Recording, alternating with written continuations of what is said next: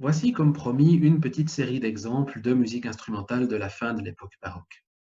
Cette fois-ci, je ne vais pas les intégrer dans la vidéo, mais je vous laisserai, si vous le souhaitez, faire pause dans la vidéo pour pouvoir aller les écouter en passant par le site de la bibliothèque et reprendre ensuite le fil de mon discours. Tout d'abord, quelques exemples de musique basée sur le genre de la sonate. Le genre italien par excellence, comme je vous le disais, même s'il a des liens à l'origine avec la musique de danse. C'est notamment le genre qui permet le développement extraordinaire de la virtuosité instrumentale et notamment de la virtuosité du violon. C'est quelque chose qu'on verra très bien à l'intérieur de cette sonate qui date de 1737 d'un élève de Corelli, Pietro Antonio Locatelli. La sonate que j'ai mise ici comme exemple d'enregistrement, c'est la 12e de la partition qui se trouve à la page 60 du PDF. On voit dans la partition que sur une basse relativement proche du modèle corellien, dans un adagio, la virtuosité violonistique est déjà passablement développée. Ça se voit bien ici. Ce que je trouve surtout remarquable dans ce mouvement, c'est les deux, je crois, oui, pédales de dominante, juste au début et à la fin de la reprise, donc après la deuxième reprise, sur laquelle, tasto solo, le clavecin ne joue plus que la basse, la soutient, et le soliste réalise une sorte de cadence.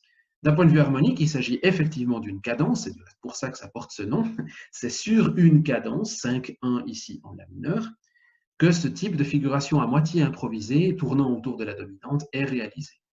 Et il y en a une encore plus forte à la fin, de nouveau tasto solo, sostenuto, sur une maxime, donc une note extrêmement longue, de durée en fait indéfinie, sur lequel le violon doit réaliser, et en plus en double court au début, une grande mélopée à moitié improvisée.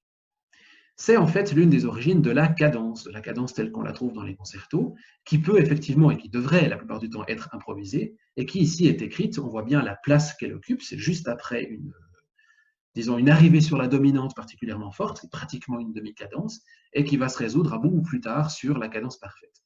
En effet, vous verrez, les cadences de concerto classiques et encore romantiques sont presque toujours situées sur des quartés sixtes de cadence qui attendent leur résolution à la fin de la cadence par le fameux tri qu'on trouve effectivement ici en conclusion du motif.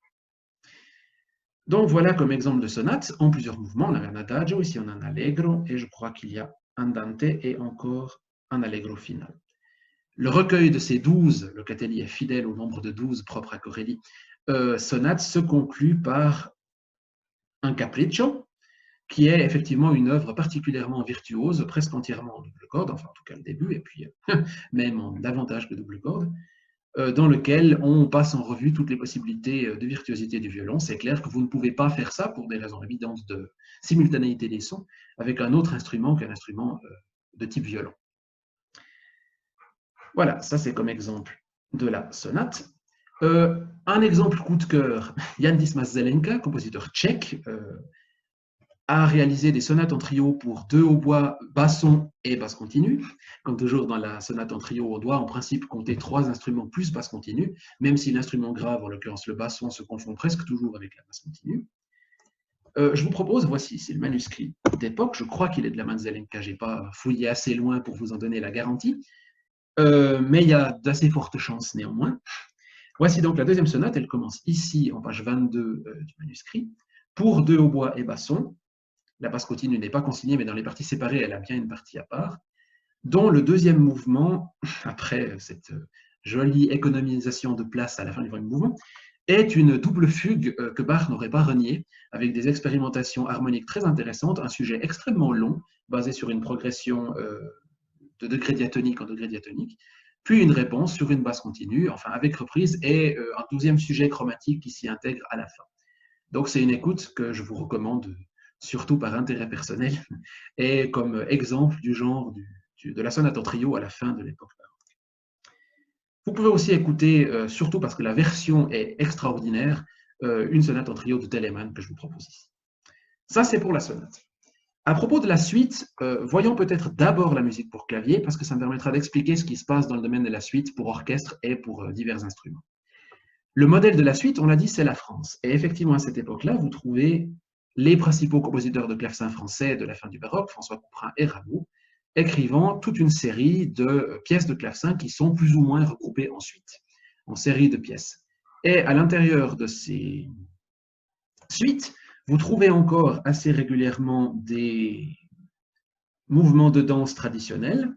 Voilà, ce sont des couplets.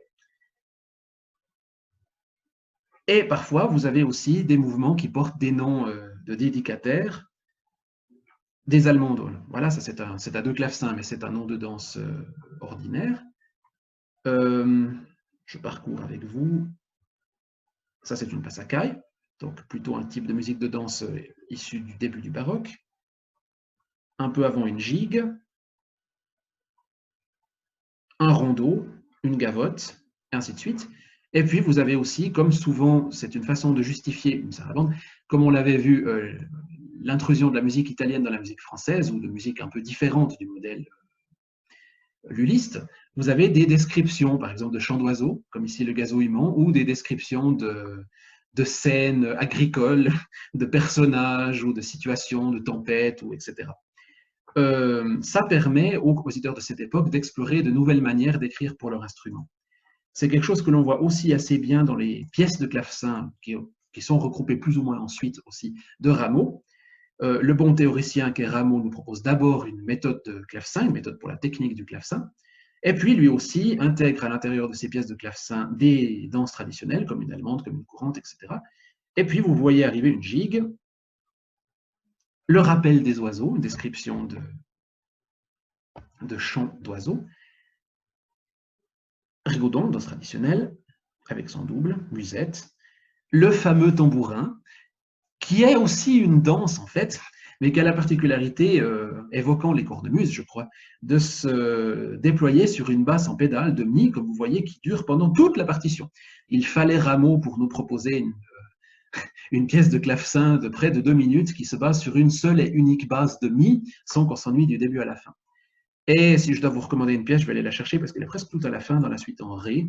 C'est une sorte d'invention du clavier moderne et on ne doit jamais oublier que les compositeurs de clavier classiques doivent aussi pas mal à l'école de clavecin et français et aussi italien. On reparlera de Domenico Scarlatti au début du classicisme.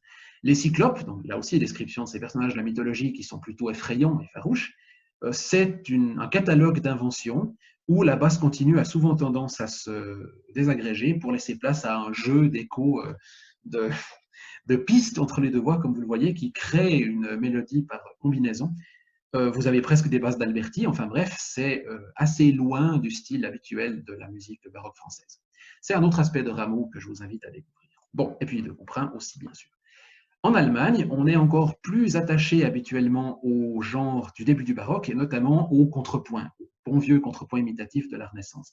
Pour vous montrer qu'il n'y a pas que Bach dans la vie, je vous ai mis une partition de Mattheson, une fugue, et qui suit effectivement les codes formels que vous apprenez dans les cours d'analyse et d'harmonie contrepoint de la fugue. Avec réponse, c'est une fugue extrêmement éminemment chromatique, très intéressante, et c'est une fugue à 3 sujets, je crois, où les 3 sujets sont présentés indépendamment, puis dans une troisième partie combinés de différentes manières pour montrer la maîtrise du contrepoint du compositeur. Et puis évidemment, le maître de ce type de musique et le maître de l'orgue à la fin de l'époque baroque, c'est effectivement Johann Sebastian Bach, qui a écrit, comme par exemple ici, vous le voyez, des toccatas respectivement préludes et fugues, la frontière est souvent assez floue entre les deux, genre donc plutôt typique du début du baroque, mais dans lequel Bach excelle en nous donnant un aperçu de toute la virtuosité dont il est capable, y compris au pédalier, et de la virtuosité d'écriture, notamment dans les fugues, qui sont, comme vous le savez, particulièrement bien écrites et intéressantes à analyser. Je vous ai aussi mis une fantaisie chorale, c'est-à-dire une fantaisie pour orgue, créée sur un choral, sur une mélodie de chorale, pour vous rappeler justement que les mélodies de chorale peuvent aussi tout à fait être traitées dans des œuvres instrumentales. Cette œuvre est particulièrement spectaculaire et virtuose à l'orgue, donc elle est d'autant plus intéressante à entendre. Et je vous ai aussi proposé ici un site personnel qui retrace l'évolution du choral et son utilisation dans différentes œuvres vocales et instrumentales, notamment de Johann Sebastian Bach. Donc un jeu que vous pouvez vous amuser à faire, le choral étant placé au pédalier, dans les graves, c'est de vous mettre cette partition devant les yeux et d'essayer de repérer à l'oreille la voix de pédalier qui vous joue à peu près cette mélodie avec quelques variantes. Voilà donc un autre exemple d'utilisation des chorales dans la tradition germanique luthérienne, et notamment chez Bach. Et alors, la suite. sur la base des compositeurs français notamment et de la tradition française, je vous ai encore d'ailleurs mis ici une ouverture orchestrale de Charpentier pour le Sacre d'un évêque, les compositeurs notamment allemands s'emparent aussi de ce style et Bach, mais aussi Telemann et Handel, dont je vous ai mis des exemples ici, écrivent des suites qui, là aussi, font alterner des mouvements de danse traditionnels, des allemandes, des courantes, des sarabandes, des menuets, avec des mouvements au titre un peu plus exotique, parfois même humoristiques. Et Telemann est assez fort pour ça. Bien sûr, il y a au début une ouverture à la française. Celle-ci a la particularité de commencer par un accord de dominante, mais à part cette particularité assez étonnante, vous avez les caractéristiques habituelles de l'ouverture à la française, avec la solennité, avec les rythmes pointés, les valeurs inégales, les tris, les ornements. C'est à 4 voix, hein, notez que la voix de flûte, c'est simplement une doublure. Et puis la deuxième partie, fuguée, comme il se doit dans une ouverture à la française. Après cette ouverture, qui est très très développée, hein, qui a même des passages de concerto, c'est une sorte de concerto pour flûte intégré dans une ouverture à la française. On a pas mal de formes hybrides de ce genre-là à l'intérieur de la musique baroque. La deuxième ouverture pour orchestre de Bach est exactement du même type. À ceci près qu'au milieu, c'est vraiment une fugue, puisque c'est Bach qui l'a écrite. Là, c'est un peu plus libre dans l'écriture. Vous avez un rigaudon, qui est une forme de danse traditionnelle, avec son double. Et puis un carillon. Ça, ce n'est pas une forme de danse traditionnelle. C'est une évocation de carillon, de sonorité de cloche, avec une basse descendante qui est assez amusante. Puis il y a, je crois, un air et un certain nombre de mouvements de danse, soit traditionnels, comme ici une gigue ou menuet, soit non traditionnels. Vous trouvez ça assez régulièrement dans les suites de Telemann. Il a écrit par exemple une suite qui s'intitule Les Nations, où il décrit un peu à l'image des Indes galantes de Rameau ou de l'Europe galante de Campra, les différentes nations européennes et le type de musique qu'elles pratiquent. Et c'est une des premières citations que je connais du Rang des Vaches suisse, de celui qui est le plus célèbre aujourd'hui, pas celui, parce qu'il y en a plusieurs, pas celui que Rousseau a cité. Remarquez que lorsque les suites incluent des cuivres, les trompettes devraient bien sûr être en ré, voilà pourquoi ce n'est pas une partition Urtext. Lorsque les suites intègrent des cuivres, il doit être fait un certain nombre d'adaptations. Les cuivres ne peuvent pas jouer toutes les notes, et donc quand la musique devient un peu trop modulante, comme ici où on passe par mi mineur, les cuivres ne jouent plus rien. Et les timbales non plus, qui sont accordées sur ré et la, ne peuvent pas faire d'autres notes. Et donc les compositeurs rivalisent d'ingéniosité, par exemple ici Telemann, pour ne pas faire jouer au cuivre les notes qu'ils ne peuvent pas jouer, et donc là le violon se débrouille pour combler les trous de la deuxième trompette. La musique est plus solennelle, elle est aussi un peu plus simple du point de vue de l'écriture. C'est aussi valable pour les troisième et quatrième suites pour orchestre de Bach qui comprennent effectivement des cuivres et qui sont du coup en ré majeur. Autre exemple du même type, le Water Music, le premier Water Music de Handel qui inclut aussi des cuivres. Et c'est d'autant plus intéressant que je vous ai déniché la version l'une des versions de Hervé Niquet, qui la joue avec des cordes naturelles sans son boucher, comme on pense qu'on le pratiquait à l'époque, ce qui veut dire que les sons sont les sons naturels. Les tierces, les mi, c'est les mi non tempérés des corps, et le fameux fa dièse complètement faux se confond avec le fa bécard. Et donc c'est très très dépaysant. À nos oreilles un peu puritaines actuelles, ça sonne faux. Et donc c'est une raison de plus de vous recommander cette écoute-là, qui correspond vraisemblablement à la manière dont cette pièce devait sonner à l'époque. Mais évidemment, c'est un grand, grand débat dans lequel je ne veux pas entrer trop en détail. C'est notamment dans le troisième mouvement que vous allez entendre cette caractéristique-là. Là, les corps sont en fa. Les corps peuvent être en n'importe quoi. Ici, ils se trouvent être en fa. Une petite remarque à propos des suites. On parle assez régulièrement à cette époque-là d'ouverture pour qualifier la suite dans son ensemble, ce qui est un peu absurde. On avait vu la même chose avec les préludes. Les préludes et fugues sont parfois qualifiés de préludes. On l'avait vu chez Buxtehude. C'est la même chose avec les ouvertures. Ce sont des suites en fait. Vous avez une ouverture suivie d'une suite de danse, mais on les appelle fréquemment ouvertures, en éludant la suite qui vient après.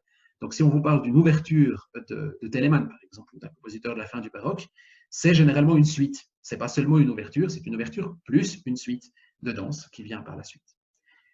Et évidemment, vous avez aussi des suites pour d'autres instruments, comme ici pour viol de gambe et basse continue, ou bien les assez peu connues mais absolument superbes suites de Bach pour luth, beaucoup moins connues que les suites pour violoncelle, mais que je vous recommande aussi d'écouter. Et ce sera ma dernière recommandation pour la musique instrumentale de la fin du baroque.